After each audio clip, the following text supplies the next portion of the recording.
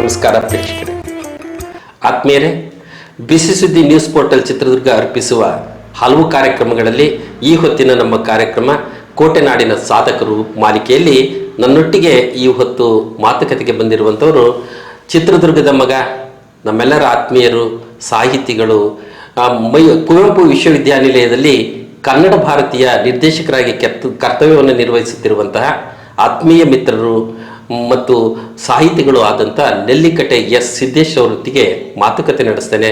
ಇದೀಗ ನಿಮ್ಮೆಲ್ಲರ ಪರವಾಗಿ ಅವರನ್ನು ಕಾರ್ಯಕ್ರಮಕ್ಕೆ ಸ್ವಾಗತಿಸ್ತೇನೆ. ಸರ್, ತಮಗೆ ಅಭಿಮಾನದ ಸ್ವಾಗತ. ಸರ್, ನೆಲ್ಲಿಕಟ್ಟೆ ಸಿದ್ದೇಶ್ ಅವರು ಅಂತ ಹೇಳಿದ ತಕ್ಷಣ ನಿಮ್ಮ ಊರಿನ ಹೆಸರನ್ನ ನಿಮ್ಮ ಹೆಸರಿನ ಜೊತೆ ಸೇರಿಸ್ಕೊಂಡಿದ್ದೀರಿ. ಅಂದ್ರೆ ಅದು ತನ್ನ ಮೂಲ ನೆಲೆಯನ್ನು ತಿಳಿಸುವಂತ ಒಂದು ಹೆಸರು. ಈ ಹೊತ್ತು ನೆಲ್ಲಿಕಟ್ಟೆ ಸಿದ್ದೇಶ್ ಆಗಿ ಬೆಳೆದು ಡಾಕ್ಟರ್ ನೆಲ್ಲಿಕಟ್ಟೆ ಎಸ್ ಸಿದ್ದೇಶ್ ಆಗಿದ್ದೀರಿ. ಈ ಎತ್ತರಕ್ಕೆ ಬೆಳೆದಂತಹ ನೆಲ್ಲಿಕಟ್ಟೆ ಸಿದ್ದೇಶ್ ಅವರ ಬಾಲ್ಯದ ಬದುಕನ್ನೊಮ್ಮೆ ನಮ್ಮ ಜೊತೆ ಹಂಚಿಕೊಳ್ಳಿ. ಖಂಡಿತ ಸರ್. ನನ್ನ ಬಾಲ್ಯ ಜೀವನ ಚಿತ್ರದುರ್ಗ ತಾಲೂಕು ಭರಮಸರ ಹೋಬಳಿ ನೆಲ್ಲಿಕಟ್ಟೆಯಲ್ಲಿ ನಾನು ಜನಿಸಿದ್ದು. ಅಲ್ಲಿ ನಾನು ಬೆಳೆದದ್ದು, ಬಾಲ್ಯ ಜೀವನ ಕಳೆದದ್ದು, ಪ್ರಾಥಮಿಕ ಶಿಕ್ಷಣ ಪಡೆದದ್ದಲ್ಲೇ. ತುಂಬ ಕಷ್ಟಕರವಾದಂಥ ಜೀವನ. ಕೂಲಿ ನಾಲಿ ಮಾಡಿ ನಾನು ಓದಿದ್ದು ಕೂಡ. ಪ್ರತಿ ಶನಿವಾರ ಭಾನುವಾರ ಕೂಲಿಗೆ ಹೋಗ್ತಾ ಇದ್ದಿದ್ದು. ಬೆಳಿಗ್ಗೆ ನೀರು ಕಟ್ಟಲಿಕ್ಕೆ ಹೋಗ್ತಿದ್ದೆ ತೋಟಗಳಿಗೆ. ಅಲ್ಲಿ ಆ ನೀರು ಕಟ್ಟಕ್ಕೆ ಬೆಳಿಗ್ಗೆ 6 ಗಂಟೆಗೆ ನೀರು ಕಟ್ಟಲಿಕ್ಕೆ ಹೋದರೆ 9 ಗಂಟೆವರೆಗೆ ನೀರು ಕಟ್ಟಿ ಒಂದು ಮುದ್ದೆ ಕೊಡೋರು. ಆ ಮುದ್ದೆಯನ್ನು ಊಟ ಮಾಡಿ ನಾನು ಸ್ಕೂಲ್ಗೆ ಹೋಗ್ತಾ ಇದ್ದೆ. ಅಂಥ ಕಷ್ಟದ ಸಂದರ್ಭ. ಅಲ್ಲಿ ನನ್ನ ಬಹಳ ಪ್ರಿಯವಾದ ಮೇಷ್ಟ್ರುಗಳು ಅವರು ಹೊನ್ನೂರು ಸಾಬ್ ಅಂತ, 106 ವರ್ಷಗಳ ಕಾಲ ಬದುಕಿದಂಥವರು, ಬಹಳ ದೊಡ್ಡ ಚಿಂತಕರು. ಅವರು ನನಗೆ ಪ್ರೈಮರಿ ಶಾಲೆಯಲ್ಲಿ ಮೇಷ್ಟ್ರಾಗಿದ್ದರು. ಅಂಪಣ್ಣ ಅಂತ ಒಬ್ಬರು ಮೇಷ್ಟ್ರು, ಬಸವರಾಜಪ್ಪ ಅನ್ನುವಂಥ ಮೇಷ್ಟ್ರುಗಳು. ಇವರೆಲ್ಲರೂ ನಮಗೆ ಎಂಥ ವರ್ತಗಳು ಅಂದರೆ, ಆಗ ಮಗ್ಗಿಯನ್ನು ಹೇಳದೆ ಹೋದರೆ, ಕಾಗುಣಿತ ಹೇಳದೆ ಹೋದರೆ ಅಷ್ಟು ಶಿಕ್ಷೆಯನ್ನು ಕೊಡ್ತಾ ನಮ್ಮನ್ನು ಬೆಳೆಸ್ತಾ ಇದ್ದರು. ಅಂದ್ರೆ ಒಂದು ರೀತಿ ಗುರುಕುಲ ಶಿಕ್ಷಣ. ಹೌದು, ಗುರುಕುಲ ಶಿಕ್ಷಣ, ಶಾಲಾ ಶಿಕ್ಷಣದ ಜೊತೆಗೆ ಮಮತೆಯ ಶಿಕ್ಷಣ ಆಗಿತ್ತು ಅವತ್ತಿನ. ಆಮೇಲೆ ಬಾಲ್ಯ ಜೀವನ, ನನ್ನ ತಾಯಿನೇ ನನಗೆ ಮೊದಲ ಗುರು ಇದ್ದಂಗೆ. ನನ್ನ ಅವ್ವ ಹೆಂಗೆ ಅಂದರೆ ನನ್ನನ್ನೇ ಕುರಿತು ಹಾಡುಗಳನ್ನು ಆಡ್ಬಿಡೋದು. ಅಮ್ಮರ ಹೆಸರು ಮಾರಕ್ಕ ಅಂತ. ಮಾರಕ್ಕ. ಅಪ್ಪಾಜಿ ಸಿದ್ದಪ್ಪ ಅಂತ. ಸಿದ್ದಪ್ಪ ಮಾರಕ್ಕ ಮಗ ನಾನು. 1972 ಮಾರ್ಚ್ 4ರಂದು ಜನಿಸಿದಂಥವ್ರು. ಅಲ್ಲಿ ಪ್ರಾಥಮಿಕ ಶಿಕ್ಷಣದಲ್ಲಿ ತುಂಬ ಸಂಕಟಗಳನ್ನು ಅನುಭವಿಸಿದ್ದೀನಿ. ಅಂದರೆ ಬಡತನದ ಜೀವನ, ಯಾವ ಆರ್ಥಿಕವಾಗಿ ಅಂತೂ ತುಂಬ ಹಿಂದುಳಿದಂಥವ್ರು. ಬಹಳ ನಿಮ್ಮ ಕುಟುಂಬ ಕಷ್ಟ ಇತ್ತು ಆ ಹೊತ್ತಿನ ಪರಿಸ್ಥಿತಿನೂ ಆಗಿತ್ತು. ನಾನು ಬಾಲ್ಯ ಶಿಕ್ಷಣವನ್ನು 1ರಿಂದ 4ನೇ ತರಗತಿವರೆಗೂ ನೆಲ್ಲಿಕಟ್ಟೆಯಲ್ಲಿ ಓದಿದೆ. 5ರಿಂದ 7ನೇ ತರಗತಿವರೆಗೆ ಇಸಮದುರ್ಗ. ಅಲ್ಲಿಗೆ 6 ಕಿಲೋಮೀಟ್ರು ನಡ್ಕೊಂಡು ಓಡಾಡ್ತಿದ್ವಿ. ನೆಲ್ಲಿಕಟ್ಟೆಯಿಂದ ಇಸಮದುರ್ಗ. ಅಲ್ಲಿ ನಮ್ಮೂರಿನವರು ಮೇಷ್ಟ್ರು, ಗುರುಮೂರ್ತಪ್ಪ ಅಂತ ಮೇಷ್ಟ್ರು, ಬಹಳ ಒಳ್ಳೆ ಟೀಚರ್. ಅವ್ರು ನಮ್ಮೂರಿಂದ ಇಸಮದುರ್ಗಕ್ಕೆ ನಡ್ಕೊಂಡು ಹೋಗಾರ. ಅವ್ರ ಜೊತೆಗೆ ಹೋಗ್ತಾ ಇದ್ವಿ ನಾವು. ಅಲ್ಲಿ ಹನುಮಂತರಾಯಪ್ಪ ಅಂತ, ಇನ್ನೊಬ್ರು ವಿಶ್ವನಾಥ ರಾವ್ ಅಂತ, ಬಹಳ ಇನ್ನೊಬ್ಬ ಮೇಷ್ಟ್ರು ಅಂತಾರಂದ್ರೆ ಪೋನೆ ನಾಯ್ಕರ್ ಅಂತ. ನಿಮಗೆ ಅವ್ರ ಹೆಸರು ಗೊತ್ತಿದೆ ಮೋಸ್ಟ್ಲಿ. ಧನ್ಪಾಲ್ ಅಂತ ಅವಾಗ ಇನ್ಸ್ಪೆಕ್ಟರ್, ಶಾಲಾ ಸ್ಕೂಲ್ ಇನ್ಸ್ಪೆಕ್ಟ್ರು. ಅವರು ಒಂದ್ಸರಿ ನಾನು 6ನೇ ಕ್ಲಾಸ್ ಓದ್ತಿರ್ಬೇಕಾದ್ರೆ ಬಂದಾಗ ಹಿಂಗೆ ಶಾಲೆಯಲ್ಲಿ ಎಲ್ಲರಿಗೂ ಪ್ರಶ್ನೆಗಳನ್ನು ಕೇಳ್ತಾ ನನಗೆ ಕೇಳಿದರು. ನಾನು ಅವ್ರು ಕೇಳಿದ ಎಲ್ಲ ಪ್ರಶ್ನೆಗೆ ಉತ್ತರ ಕೊಟ್ಟೆ.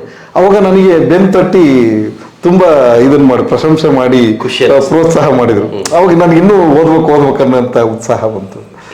ಆಗ ಇನ್ನೊಂದು ಬಹಳ ಅಂದರೆ ಹುಲ್ಲಿನ ಮನೆ, ನಮ್ಮ ಹುಲ್ಲು ಗುಡಿಸ್ಲು. ಮಳೆ ಬಂತು ಅಂದರೆ ಕುತ್ಕೊಳ್ಳೋಕ್ಕೆ ನಿಂತ್ಕೊಳ್ಳೋಕೆ ಜಾಗ ಇಲ್ಲ. ಅಂಥ ಹುಲ್ಲು ಗುಡಿಸ್ಲು. ಮಳೆ ಬಂದು ಇಡೀ ಮನೆಯೆಲ್ಲ ತೊಯ್ದುಕೊಂಡು ನೆಂದು ಬಿಡೋದು, ಎಲ್ಲ ನೀರು ನಿಂತು ಬಿಡೋದು. ಅದನ್ನು ಮತ್ತೆ ಗೋಣಿಚೀಲದಲ್ಲಿ ನೀರು ಹಿಂಡಿ ಹೊರಗೆ ಹಾಕ್ಬೇಕಿತ್ತು. ಹಾಕಿ ಮತ್ತೆ ಅದರಲ್ಲೇ ಜೀವನ ಶಿಕ್ಷಣ ಅಲ್ಲೇ. ಅಂಥ ಕಷ್ಟವಾದ ಶಿಕ್ಷಣ. ನಾನು 8ನೇ ಕ್ಲಾಸಿಗೆ ಬಂದಾಗ ಕರೆಂಟ್ ಇಲ್ಲ. ಬುಡ್ಡಿ ದೀಪ ಸರ್. ಬುಡ್ಡಿ ದೀಪ ಹೆಂಗಂದ್ರೆ ಬುಡ್ಡಿಯ ಇದೆಲ್ಲ ಇದಿರುತ್ತೆ ಸರ್, ಕಿಟ್ ಅದೆಲ್ಲ ಮೂಗಿ ಸೇರಿಬಿಡೋದು. ಅಂಥ ಇದರಲ್ಲಿ ಅಧ್ಯಯನ. ಮತ್ತೆ ಇದು ಒಂದು ಸೇರಿನ ಮೇಲೆ ಬುಡ್ಡಿ ದೀಪ ಇಟ್ಕೊಂಡು ಓದೋದು. ಖಂಡಿತ ಆ ಥರದ ಅಧ್ಯಯನ ಮಾಡಿದಂಥದ್ದು. ಮತ್ತು ನನಗೆ 8ನೇ ಕ್ಲಾಸಿಗೆ ಬಂದಾಗ ನಾನಲ್ಲಿ ಒಬ್ರು ಇವರು KEB ಇವ್ರದ್ದು ಶಾಖಾಧಿಕಾರಿ, ಅವ್ರ ಹತ್ರ ಹೋದೆ ನಾನು ನೇರವಾಗಿ. ಸರ್, ನನಗೆ ಓದ್ಕೊಳ್ಳೋಕ್ಕೆ ನನಗೆ ಮನೆಯಿಂದ ಬೀದಿ ಇದರಿಂದ ಲೈನಿಂದ ನನಗೆ ಕರೆಂಟ್ ಎಳ್ದು ಕೊಡಿ ಅಂತ ಕೇಳಿದೆ. ಅವ್ರಿಗೆ ಆಶ್ಚರ್ಯ ಆಗ್ಬಿಡ್ತು, ಇವನು ಬಂದು ಇದನ್ನು ಕೇಳ್ತದಾರಲ್ಲ ಅಂತ. ಅವಾಗ ನಾನಿದ್ದು, ಇಲ್ಲ ಸರ್, ಈಗ ನಾನು ಓದ್ತಾ ಇದ್ದೀನಿ, ನನ್ನ ಮನೆಗೆ ನನಗೆ ಕರೆಂಟ್ ಇಲ್ಲ, ಕತ್ತಲು, ಅದಕ್ಕೋಸ್ಕರ ನನಗೆ. ಅವಾಗ ಒಬ್ಬ ಲೈನ್ ಮ್ಯಾನ್ ಕರೆದ್ರು. ಪರಶುರಾಮಪ್ಪ ಅಂತ ಆಫೀಸರ್, ಅವ್ರು ಇಲ್ಲಿನೂ ಕೂಡ ಐಆರ್ ಆಫೀಸರ್ ಆಗಿದ್ರು. ಅನಿಲ್ ಇವ್ರು ವಿಶ್ವಾಸ ಡಿ ಸಿ ಅವರು ಇದ್ದಾಗ ಒಂದು ಚಿತ್ರದುರ್ಗ ಉತ್ಸವ ಆಯ್ತು. ಆ ಸಂದರ್ಭದಲ್ಲಿ ನಾನು ಕವಿಗೋಷ್ಠಿಯಲ್ಲಿ ಇದ್ದೆ. ಆಗ ಡಿ ಸಿ ಅವರಿಗೆ ನನ್ನನ್ನು ಪರಿಚಯ ಮಾಡಿಕೊಟ್ರು. ಸರ್, ಈ ಹುಡುಗ 8ನೇ ಕ್ಲಾಸ್ ಇದ್ದಾಗ ನನ್ನನ್ನು ಕೇಳಿದ್ದ, ನನಗೆ ಕರೆಂಟ್ ಕೊಡಿ ಅಂತ ಕೇಳ್ಬಿಟ್ಟದ್ದು ಈ ಹುಡುಗ. ಬಹಳ ಖುಷಿ ಸಂದರ್ಭ. ಅವ್ರು ಖುಷಿಯಾಗಿ ಅಲ್ಲಿ ಹೇಳ್ಕೊಟ್ರು ದುರ್ಗದ ಉತ್ಸವದಲ್ಲಿ, ಕೋಟೆಯಲ್ಲಿ ನಡೆದಂತೆ ಕಾರ್ಯಕ್ರಮದಲ್ಲಿ. ಆಗ ಅವರು ಪರಶುರಾಮಪ್ಪ ಲೈನ್ ಮ್ಯಾನ್ ಕರೆದು ಎಷ್ಟು ದೂರ ಆಗುತ್ತಪ್ಪ ಅಂದ್ರು. ಸರ್, ನಮ್ಮ ಮನೆ ಆಗೋ ಅಷ್ಟು ದೂರ ಆಗುತ್ತೆ ಅಂತ ಒಂದು ಅಂದಾಜು ತೋರಿಸ್ತು. ವೈರ್ ತಗ, ಬಲ್ಬ್ ತಗ, ಎಲ್ಲ ಓಡ್ರು ತಗ, ಹೋಗ ಹುಡುಗನಿಗೆ ಅಲ್ಲಿ ಎಳ್ದು ಕೊಟ್ಟು ಬಾ ಅಂದ್ರು. ನಮ್ಮ ಹುಲ್ಲಿನ ಮನೆಗೆ ಅವ್ರು ಬಂದು ಲೈಟ್ ಹೇಳ್ಕೊಟ್ರು, ಬೀದಿ ಇದ್ರಿದ್ ಲೈನಿಂದ. ಅಂದ್ರೆ ಒಬ್ಬ ಆ ಥರ ಸ್ಪಂದಿಸುವಂತ ಅಧಿಕಾರಿ. ಅವ್ರಿಗೆ ಆಗಿದ್ದೇನಂದ್ರೆ ಇವ್ರು 8ನೇ ಕ್ಲಾಸ್ ಹೋದ ಹುಡುಗ ಹಿಂಗೆ ಕೇಳ್ತಾನಲ್ಲ ಅಂತ. ಆ ಥರದ ಇವುಗಳನ್ನ ಕಷ್ಟಪಟ್ಟು ಅಧ್ಯಯನ ಮಾಡಿದೆ. ಅಲ್ಲಿ 7ನೇ ಕ್ಲಾಸ್ವರೆಗೂ ಹೋದೆ. ಅಲ್ಲಿನೂ ಕೂಡ ಟಾಪಲ್ಲಿ ಬಂದೆ ನಾನು. ಒಂದು ಬಹಳ ಮುಖ್ಯ ಏನಪ್ಪ ಅಂದರೆ, ಓದು ಇದೆಯಲ್ಲ, ಅದು ನಮ್ಮನ್ನ ಎಲ್ಲರನ್ನೂ ಪ್ರೀತಿಗೆ ಪಾತ್ರ ಆಗಿಬಿಡುತ್ತೆ. ಮೇಷಗಳೇ ನನ್ನನ್ನು ಅಷ್ಟೊಂದು ಪ್ರೀತಿಸ್ತಾ ಇದ್ರು, ಗೌರವಿಸ್ತಾ ಇದ್ರು. ನಾನು ಪೋನೆ ನಾಯ್ಕ ಅಂತ ನನ್ನ ಮೇಷ್ಟ್ರು, ಅವ್ರೇನು ಮನೆಯಲ್ಲಿ ಊಟ ಮಾಡಿದರೆ ಸಿದ್ದೇಶ ಮನೆಗೆ ಊಟಪ್ಪ ಅಂತ ಹೇಳೋಗ್ಬಿಡೋರು ನೋಡಿ. ಆಮೇಲೆ ಅವ್ರು ಊಟ ಮಾಡಿಸಿ ಮತ್ತೆ ಕರ್ಕೊಂಬರೋರು. ಅದು ವಿಶ್ವನಾಥರಾವ್ ಅಂತ ಹೆಡ್ ಮಾಸ್ಟರ್ ಇದ್ರು, ಅವರು ಹಂಗೆ ಪ್ರೀತಿ ಮಾಡೋರು. ಆಮೇಲೆ ನಾನು ಹೈಸ್ಕೂಲಿಗೆ ಬಂದೆ. ಹೈಸ್ಕೂಲು ಶ್ರೀಮತಿ ಪಾರ್ವತಮ್ಮ ಡಾಕ್ಟರ್ ರಾಜ್ಕುಮಾರ್ ಗ್ರಾಮಾಂತರ ಪ್ರೌಢಶಾಲೆ ಅಂತ, ಅದು ಕಾಲ್ಗೆರೆಯಲ್ಲಿತ್ತು. ಅಲ್ಲಿ ನಾನು 8ನೇ ಕ್ಲಾಸಿಗೆ ಸೇರಿದೆ. ಅಲ್ಲಿಂದ ಅವರು ಆ ಶಾಲೆಯನ್ನ ಇಸಮುದ್ರಕ್ಕೆ ಶಿಫ್ಟ್ ಮಾಡಿದ್ರು. ನಮ್ಮ ಪೀರಿಯಡ್ ನಾನು ಅವಾಗ 8ನೇ ಕ್ಲಾಸ್ ಓದ್ತಾ ಇದ್ದೆ. ಒಂದು 4-5 ತಿಂಗಳಾಯ್ತು 8ನೇ ತರಗತಿ ಜಾಯ್ನ್ ಆಗಿ. ಆಗ ಅದು ಇಸಮುದ್ರಕ್ಕೆ ಶಿಫ್ಟ್ ಆಯ್ತು ಆ ಶಾಲೆ. ಆ ಶಾಲೆಯನ್ನ ಕಟ್ಟಲಿಕ್ಕೆ ನಾವೆಲ್ಲ ಇಟ್ಟಿಗೆ ಓದ್ತಿದ್ವಿ. ಅಲ್ಲಿನ ಹೆಡ್ ಮಾಸ್ಟರ್ ಅಂತರಿದ್ರು ಅಂದ್ರೆ ಶಂಕರ್ ನಾಯ್ಕ ಅಂತ ಹೆಡ್ ಮಾಸ್ಟರ್, ತುಂಬಾ ಒಳ್ಳೆ ಹೆಡ್ ಮಾಸ್ಟರ್. ಎಷ್ಟು ಅಂದ್ರೆ ಅಲ್ಲಿ ಇನ್ನೊಬ್ರು ಲೋಕೇಶ್ ಅಂತ ಮೇಷಿದ್ರು. ನಾನು 8ನೇ ಕ್ಲಾಸ್ ಓದ್ತಿರುವಾಗ ಅವರು ಪಾಠ ಮಾಡ್ತಿದ್ರು. ನಾನ್ ಡೀಟೇಲ್ ಕನ್ನಡ ಅಂತಿತ್ತು ನೋಡಿ ಅವಾಗ. ನಾನ್ ಡೀಟೇಲ್ ಕನ್ನಡನೂ ಒಂದು ಅವಾಗ. ಆ ಪಾಠ ಮಾಡ್ತಿರುವಾಗ ಅವರು ನನ್ನ ಪಕ್ಕದಲ್ಲಿ ಓಬಳೇಶ್ ಅಂತಿದ್ದ, ನಾನು ಓಬಳೇಶಿ ಒಂದೇ ಥರ ಇದ್ವಿ. ಅವನು ಇದು ಕೀಟ್ಲೆ ಮಾಡಿರೋದಕ್ಕೆ ಅವ್ರು ನನ್ನ ಹೊಡೆದ್ಬಿಟ್ರು. ಬಂದು ಹೊಡೆದಾಗ ಸುಮ್ಮನೆ ಕಾಲೆಲ್ಲ ರಕ್ತ ಇಳಿತಾ ಇತ್ತು. ಆವಾಗ ಅವರು ಹೊಡೆದು ಅದೇ ಹೋಗ್ಬಿಟ್ರು. ನಮ್ಮ ಹುಡುಗರು ಅವರೆಲ್ಲ ಹೆಡ್ ಮಾಸ್ಟರ್ ಹತ್ರ ಕಂಪ್ಲೇಂಟ್ ಮಾಡೋಣ ಹಂಗೆ ಹಿಂಗೆ ಅಂದ್ರೆ, ಬೇಡಪ್ಪ ಮೇಷ್ ಹೊಡೆದ್ರೆ ಹೊಡಿಲ್ ಬಿಡ ಸುಮ್ಮನೆ. ಆಮೇಲೆ ಅವ್ರು ನಾನು ಕರೆದ್ರು, ನಾನು ಅವ್ನಿಗೆ ಹೊಡೆಯೋದು ಬಿಟ್ಟು ಓಬಳೇಶ್ ಹೊಡೆಯೋದು ಬಿಟ್ಟು ನಿನಗೆ ಹೊಡೆದ್ಬಿಟ್ಟೆ ಕಣಯ್ಯ, ತಪ್ಪಾಯ್ತು ಅಂದರು. ಸರ್, ನೀವು ಹಂಗೆ ಅನ್ಬೇಡಿ ಸರ್, ತಪ್ಪಾಯ್ತು ಅನ್ಬೇಡಿ. ತಿಂಡಿ ತಂದಿ ಆದರು. ಇಲ್ಲ ಸರ್ ಅಂದ್ರು. ಅವಾಗಲಿಂದ ಒಂದು 3 ತಿಂಗಳು ಅವ್ರದೇ ತಿಂಡಿ, ಅಲ್ಲ ಅವರೇ ತಿಂಡಿ 2 ಬಾಕ್ಸ್ ತರೋರು, ನನಗೊಂದು ಬಾಕ್ಸ್ ಕೊಡೋರು. ದಿನ ಮಧ್ಯಾಹ್ನ ಅವರು ತಿಂಡಿ ತಿಂದು ಅವ್ರು ತಂದ್ಕೊಂಡು ನೋಡಿ ಯಾವ ರೀತಿ ಆ ಥರದ ಮೇಷ್ಟ್ರು. ಆಮೇಲೆ 20 ರೂಪಾಯಿ ಕೊಟ್ಟು ಶಂಕರ್ ನಾಯ್ಕ ಅಂತ ಹೆಡ್ ಮಾಸ್ಟರ್ SLC ಎಕ್ಸಾಮ್ ಬರೆಯೋವರೆಗೂ ಆ 20 ರೂಪಾಯಿದ ತಿಂಡಿಯನ್ನು ಬೆಳಿಗ್ಗೆ ನಾನು ತಿನ್ನೋದು, ಅದನ್ನ ಉಳಿಸ್ಕೊಳ್ಳೋದು, ಮತ್ತೆ ದುಡ್ಡನ್ನು ಮತ್ತೆ ತಿಂಡಿ ಎಕ್ಸಾಮ್ ಬರ್ದದ್ದು. ಆ ಇಡೀ ಸಮುದ್ರ ಆ ಸ್ಕೂಲ್ ಶಾಲೆ ಆರಂಭ ಆಗಿ 9ರಿಂದ 10 ವರ್ಷ ಆಗಿತ್ತು. ಒಂದು ಫಸ್ಟ್ ಕ್ಲಾಸ್ ಇರಲಿಲ್ಲ. ನಾನು ಆ ವರ್ಷ ನನ್ನ ಅವಧಿಯಲ್ಲೇ ಫಸ್ಟ್ ಕ್ಲಾಸ್ ಇದರಲ್ಲಿ SSLCಯಲ್ಲಿ. ಇದು ನನ್ನ ಬಾಲ್ಯ ಹೈಸ್ಕೂಲಿನ. ಅಂದ್ರೆ ಒಂದ್ ಕಡೆ ಬಡತನದ ಬವಣೆ, ಮತ್ತೊಂದ್ ಕಡೆ ಶಿಕ್ಷಕರ ಪ್ರೀತಿ, ಮತ್ತೊಂದ್ ಕಡೆ ಓದುವ ಹಂಬಲ ನಿಮ್ಮನ್ನ ಪ್ರಥಮ ದರ್ಜೆ ವಿದ್ಯಾರ್ಥಿ ಮಾಡ್ತೀವಿ ಸರ್. ಆಮೇಲೆ ನಾನು ಫಸ್ಟ್ PUCಗೆ ಬಾಸ್ ಜೂನಿಯರ್ ಕಾಲೇಜಿಗೆ ಬಂದು ಸೇರಿದೆ.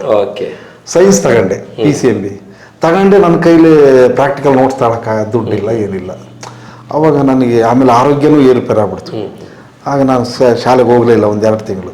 ಆಗ ಸಿದ್ಧಾರ್ಥ ಅಂತ ಪ್ರಿನ್ಸಿಪಲ್ ಇದ್ರು ಬಾಸ್ ಜೂನಿಯರ್ ಕಾಲೇಜಲ್ಲಿ. ಅವ್ರಿಗೆ ಹೋಗಿ, ಸರ್ ನಾನು ಇಲ್ಲಿ ಓದೋಕ್ಕಾಗಲ್ಲ, ನನಗಿದ್ದು ಪ್ರಾಕ್ಟಿಕಲ್ ಬುಕ್ ಅವೆಲ್ಲ ಸೈನ್ಸ್ ಬುಕ್ಸ್ ತಗೊಳಕ್ಕೆ ದುಡ್ಡಿಲ್ಲ, ನಾನು ವಾಪಸ್ ಹೋಗ್ತೀನಿ ಸರ್ ಅಂದು. ನಾನು ಕೊಡಿಸ್ತೀನಿ ಓದಪ್ಪ ಅಂದರು. ಇಲ್ಲ ಸರ್ ನನಗೆ ಆಗೋದಿಲ್ಲ ಅಂತಂದು TCನೇ ಡೈರೆಕ್ಟ್ ಕೊಟ್ಬಿಟ್ರು.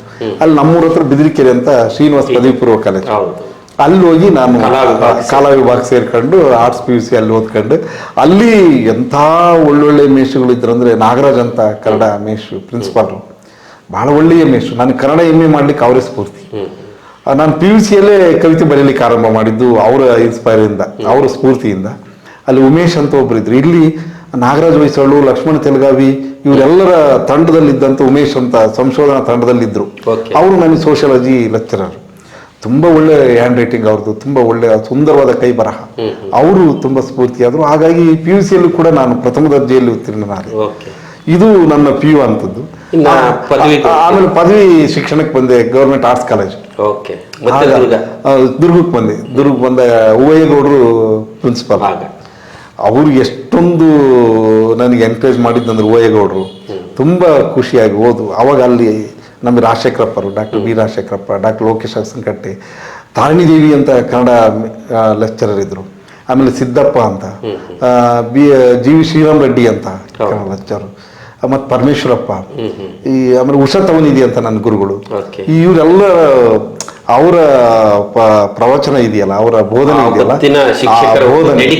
ಎಸ್ ಸರ್, ಅವರ ಬೋಧನೆ ಅಂತ ಅದ್ಭುತವಾದಂಥ ಬೋಧನೆ, ಅದು ನನಗೆ ತುಂಬ ಪರಿಣಾಮ ಬೀರ್ತು ಸರ್. BA ಮುಗಿಸ್ತೀರಿ? BA ಮುಗಿದು BA ನಾನು 7th ರ್ಯಾಂಕ್ ಬಂದೆ. BA ಇಲ್ಲೇ ಹಾಸ್ಟೆಲಲ್ಲಿದ್ದೆ, ಹಾಸ್ಟೆಲ್ಗಳಲ್ಲಿ ಅಲ್ಲಿ 7ನೇ ರ್ಯಾಂಕ್ ಬಂದೆ. 7ನೇ ರ್ಯಾಂಕ್ ಬಂದಾಗ ಬಹಳ ಆಶ್ಚರ್ಯ ಆಗಿದ್ದೆ ಅಂದರೆ, ಇದು ಕಾಲೇಜು ಶಿಕ್ಷಣ ಇಲಾಖೆ ನಿರ್ದೇಶಕರು ಕರೆಸಿ ಸನ್ಮಾನ ಮಾಡಿದ್ರು. ನಾರಾಯಣ ಸ್ವಾಮಿ ಅಂತ ಪ್ರಿನ್ಸಿಪಾಲ್ ಇದ್ರು, ಅವರು ಸಂದರ್ಭದಲ್ಲಿ ಅವ್ರನ್ನೆಲ್ಲ ಕರೆಸಿ, ಇವರು ಮತ್ತು ಇವರು ನಮ್ಮ ಇಂಗ್ಲೀಷ್ ಲೆಕ್ಚರ್ ಇವರಿದ್ರಲ್ಲ ಸರ್, ಸಜಾದ್ ಸರ್, ಇವರೆಲ್ಲರೂ ತುಂಬ ಪ್ರಹ್ಲಾದ್ ಅಂತ ಹಿಸ್ಟ್ರಿ ಲೆಕ್ಚರರ್ ಇದ್ರು, ತುಂಬ ಚೆನ್ನಾಗಿ ಪಾಠ ಮಾಡೋರು. ಆಮೇಲೆ ನಾಗಪ್ಪ ಅಂತ. ಈಗ ನೀವು ಅಲ್ಲಿಂದ ಮತ್ತೆ ಮುಂದೆ? ಆಮೇಲೆ ನಾನು ಇಲ್ಲ ಸರ್, ಮಾಸ್ಟರ್ ಇದು ಡಿಗ್ರಿ ಮುಗಿಸ್ದೆ, ಪದವಿ ಶಿಕ್ಷಣ, BA ರ್ಯಾಂಕ್ ಬಂದೆ. ಆಮೇಲೆ B.Ed ಗೌರ್ಮೆಂಟ್ B.Ed ಕಾಲೇಜಿಗೆ ಬಂದೆ. ಗೌರ್ಮೆಂಟ್ ಸೀಟ್ ಸಿಕ್ತು ನನಗೆ ಗೌರ್ಮೆಂಟ್ B.Ed ಕಾಲೇಜಲ್ಲಿ. ಅಲ್ಲಿ ರಾಮಣ್ಣ ಅಂತ ಪ್ರಿನ್ಸಿಪಾಲ್, JD ಕೇಡೂರ್ ರಾಮಪ್ಪ ಅಂತ, ತುಂಬ ಬ್ರಿಲಿಯಂಟ್. ಗಜಾನ ಅಂತ ಪ್ರೊಫೆಸರ್, ರಾಮಚಂದ್ರ ವೈ ಹೊಸಪೇಟೆ ಅಂತ ಕನ್ನಡ ಲೆಕ್ಚರ್. ನನಗೆ ಒಂದು ಏನಪ್ಪ ಅಂದರೆ, ಅವರೇ ನನಗೆ ಪಾಠ ಮಾಡಕ್ಕೆ ಹಚ್ತಿದ್ರು. B.Ed ಸ್ಟೂಡೆಂಟ್ಸ್ಗೆ, B.Ed ನನ್ನ ಫ್ರೆಂಡ್ಸ್ಗೆ ನಾನೇ ಪಾಠ ಮಾಡುವಂಥದ್ದು. ರುದ್ರಪ್ಪ ಅಂತ ಹಿಸ್ಟ್ರಿ ಲೆಕ್ಚರರ್ ಇದ್ರು, ಅವರು ಕೂಡ ನನಗೆ ಕೆಲಸ ಆ ಥರದ ವರ್ಕ್ಗಳನ್ನು ಹಚ್ತಾ ಇದ್ರು. B.Ed ಅಲ್ಲೂ ಕೂಡ ನಾನು ಅತಿ ಹೆಚ್ಚು ಅಂಕ ಪಡೆದೆ. ನಾನು ಗೋಲ್ಡ್ ಮೆಡಲ್ ಬಂತ ಆ ಸಂದರ್ಭದಲ್ಲಿ, ನನಗೆ ಚಿನ್ನದ ಪದಕ. ನನಗೆ ಅವಾಗ SP ರಂಗನಾಥ್ ತಂಡ ಇದಕ್ಕೆ ಟೀಮ್ ಬಂದಿತ್ತು ನಾನು B.Ed ಪರೀಕ್ಷೆ ಮಾಡಲಿಕ್ಕೆ. ಬಂದಾಗ ಅವರು ನನಗೆ ಅವಾಗ ಒಂದು ಪದ್ಯದ ಬಗ್ಗೆ ಪ್ರಾಕ್ಟಿಕಲ್ ಲೆಸನ್ ಮಾಡಿದ್ದೆ, ಪ್ರಾಯೋಗಿಕ ಪರೀಕ್ಷೆ. ಇದು ಡಿಂಬದೊಳಗೆ ಒಂದು ಪ್ರಾಣ, ಕಂಬಸೂತ್ರ ಬೊಂಬೆ ಅಂತ, ಎಂದಿಗಾದರೂ ಒಂದು ದಿನ ಸಾವು ತಪ್ಪದು. ಇವರು ಕನಕದಾಸರ ಕೀರ್ತನೆ. ಆ ಪದ್ಯನ ಪ್ರಾಕ್ಟಿಕಲ್ ಮಾಡಿದ್ದ ಚಿತ್ರಗಳನ್ನೆಲ್ಲ ನೋಡಿದ್ರು SP ರಂಗನಾಥ್ ಅವ್ರ ತಂಡ. ಇದ್ರ ಬಗ್ಗೆ ಎಕ್ಸ್ಪ್ಲೇನ್ ಮಾಡಪ್ಪ ಅಂದರು. ಎಕ್ಸ್ಪ್ಲೇನ್ ಮಾಡಿದೆ ನಾನು, ಅದ್ರ ಬಗ್ಗೆ ತುಂಬ ವಿವರಣೆ ಎಲ್ಲ ಕೊಟ್ಟೆ. ತುಂಬ ಖುಷಿಯಾಗಿ 62% ಇದ್ದದ್ದು 10% ರೈಸ್ ಮಾಡೋದು ಇನ್ನು ಇದಕ್ಕೆ, ಇಡೀ B.Ed ಕಾಲೇಜ್. ಅದು ನಾವು ಪ್ರಾತಿನಿಧಿಕವಾಗಿ ಹೋಗ್ತೀವಲ್ಲ, ಅದರಿಂದ ಆವಾಗ ನಂದು ಅಲ್ಲಿ ಒಳ್ಳೆ ಇದಾಯ್ತು, ಅದೆಲ್ಲ ಪರಿಣಾಮ ಆಯಿತು. ಹಾಗೆ B.Ed ಅಲ್ಲಿ ಕೂಡ ನಾನು ಗೋಲ್ಡ್ ಮೆಡಲ್ ತಗೊಂಡು ಈ ಯೂನಿವರ್ಸಿಟಿಗೆ ಗೋಲ್ಡ್ ಮೆಡಲ್ ಕೊಟ್ಟದ್ದು ಅದೊಂದು ದೊಡ್ಡ ವಿಶೇಷ. ಇದರಲ್ಲಿ ಅನುಭವ ಮಂಟಪದಲ್ಲಿ ಅದನ್ನು ಪ್ರದಾನ ಮಾಡಿ ಚಿನ್ನದ ಪದಕ. ಡಾಕ್ಟರ್ ಗುರುಗಳು ಶಿವಕುಮಾರ್ ಶಿವಾಚಾರ್ಯ ಸ್ಮರಣಾರ್ಥ ಚಿನ್ನದ ಪದಕ, ಅದು ಸಿರಿಗೆರೆ. ಅವರು B.Ed ಕಾಲೇಜ್ ಇವರಿಗೆ ಹೈಯೆಸ್ಟ್ ಯಾರು ಅಂಕಗಳು ಸ್ಕೋರ್ ಮಾಡ್ತಾರೋ ಅದು ಪ್ರಥಮ, ಅದು ಮೊದಲನೇದು. ಅವ್ರು ನನಗೆ ಅದೇನೋ ವಿಶೇಷ ಗೊತ್ತಿಲ್ಲ. SP ರಂಗನಾಥ್ ಅವರು, ನೋಡಿ ಸಿದ್ದೇಶ್ ಅವರೇ, ಚಿನ್ನದ ಪದಕ ಇಟ್ಟಿದ್ದೀವಿ ನಾವು B.Ed ಅಲ್ಲಿ ಅತಿ ಹೆಚ್ಚು ಅಂಕ ಗಳಿಸ್ತಾರೆ, ವಿಶ್ವವಿದ್ಯಾಲಯಕ್ಕೆ ಅತಿ ಹೆಚ್ಚು ಅಂಕ ಗಳಿಸ್ತಾರೆ, ಅದು ಪಡಿಲಿಕ್ಕೆ ನೀವು ಪ್ರಯತ್ನ ಮಾಡಿ ಅಂದದ್ದು. ಅದಂತದ್ದು ನನಗೆ ಬಂತು. ಅದು ಆಗ ನಾನು ಅದನ್ನ ಪದವಿ ಸ್ವೀಕಾರ ಚಿನ್ನದ ಪದಕ ಸ್ವೀಕಾರ ಮಾಡಕ್ಕೆ ಹೋದಾಗ ಡಾಕ್ಟರ್ ಗುರುಗಳು ಸಾನ್ನಿಧ್ಯ, YBH ಇವರು ಜಯದೇವ್ ಅಂತ MP ಅವರು, ಮಲ್ಲಿಕಾರ್ಜುನಪ್ಪ ಅಂತ GM ಮಲ್ಲಿಕಾರ್ಜುನಪ್ಪ ಅಂತ MP ಅವರು ಗೆಸ್ಟ್ ಇದ್ರು. ನಮ್ಮ ಇದು ಕುವೆಂಪು ವಿಶ್ವವಿದ್ಯಾಲಯ ಆಗಿನ ರಿಜಿಸ್ಟ್ರಾರು ಗೆಸ್ಟ್ ಇದ್ರು. ಪದವಿ ಪ್ರದಾನ ಮಾಡಿ ನನಗೆ ಮಾತಾಡ್ಲಿಕ್ಕೆ ಅವಕಾಶ ಕೊಟ್ಟರು. ನಾನು ಮಾತಾಡ್ತಾ ಹೇಳಿದೆ, ಸ್ವಾಮೀಜಿಯವರೇ ನನಗೆ ಚಿನ್ನದ ಪದಕ ಕೊಟ್ಟಿದ್ರಿ ಗುರುಗಳೇ, ನನಗೆ ಈ ಚಿನ್ನದ ಪದಕ ಕೊಡೋ ಬದಲಿ ದುಡ್ಡು ಕೊಟ್ಟಿದ್ರೆ ಓದಕ್ಕೆ ಖರ್ಚಿಗೆ ಹಾಕೋತು ಅಂತ ಅಂದ್ಬಿಟ್ಟೆ. ಸ್ವಾಮೀಜಿಯವರು, ಹೌದಾ, ನಾವು ಇವತ್ತು ಅವ್ರ ಸಾನ್ನಿಧ್ಯದ ನುಡಿಯಲ್ಲಿ ಇವತ್ತೇ ನಾವು ನೆಲ್ಲಿಕಟ್ಟೆ ಸಿದ್ದೇಶ್ ಅವರಿಗೆ ನೌಕರಿ ಕೊಟ್ಟಿದ್ದೀವಿ ನಮ್ಮ ಸಂಸ್ಥೆಯಿಂದ, ಅವ್ರು ನಾಳೆಯಿಂದಲೇ ಬಂದು ಡ್ಯೂಟಿ ಜಾಯ್ನ್ ಆಗ್ಬೋದು ಅಂತ ಆಶೀರ್ವಾದದಲ್ಲೇ ಹೇಳ್ಬಿಟ್ರು, ಅನೌನ್ಸ್ ಮಾಡಿಬಿಟ್ರು. ಆಯ್ತು ಗುರುಗಳೇ ಅಂತ ಬಂದೆ. ನಾನು ಮಾಸ್ಟರ್ ಡಿಗ್ರಿ ಮುಗಿಸ್ಕೊಂಡು ಬರೋ ಅಷ್ಟೊತ್ತಿಗೆ ನನಗೆ ಗೌರ್ಮೆಂಟ್ ಅಪಾಯಿಂಟ್ ಆಗೋಗ್ಬಿಟ್ಟು. ಇದು B.Ed ಇದರಂಥ ಸಂದರ್ಭದಲ್ಲಿ ನಡೆದಂಥದ್ದು. B.Ed ಮುಗಿಸಿದ ನಂತರ ನಾನು MA ಹೋದೆ, ಕನ್ನಡ MA ಕುವೆಂಪು ವಿಶ್ವವಿದ್ಯಾಲಯಕ್ಕೆ. ಅಲ್ಲಿ ಬಹಳ ದೊಡ್ಡ ದೊಡ್ಡ ವಿದ್ವಾಂಸರು, ಡಾಕ್ಟರ್ H.J. ಲಕ್ಕಪ್ಪ ಅವರು, ತೀನಂ ಶಂಕರನಾರಾಯಣ, ಶ್ರೀಕಂಠ ಕೂಡ್ಗೆ ಅವರು, ಡಾಕ್ಟರ್ ಕುಮಾರ್ ಚೆಲ್ಲಿ ಅವರು, ಡಾಕ್ಟರ್ ಬಸವರಾಜ್ ಸರ್ ಅವರು, ಡಾಕ್ಟರ್ ಕೇಶವ ಶರ್ಮಾ ಅವರು, ಡಾಕ್ಟರ್ ಅಭಯ್ ಕುಮಾರ್, ಈ ಎಲ್ಲ ಗುರುಗಳು ಪಂಡಿತರು. ಹೌದೌದು, ಅವರು ತುಂಬ ಪ್ರಭಾವಗಳನ್ನು ಬೀರಿದರು ಸರ್. 2 ವರ್ಷ ಸ್ನಾತಕೋತ್ತರ ಪದವಿಯಲ್ಲಿ ಸಾಕಷ್ಟು ನಾವು ನುರಿತ್ವಿ, ಪದವಿ ಕಲಿತ್ವಿ.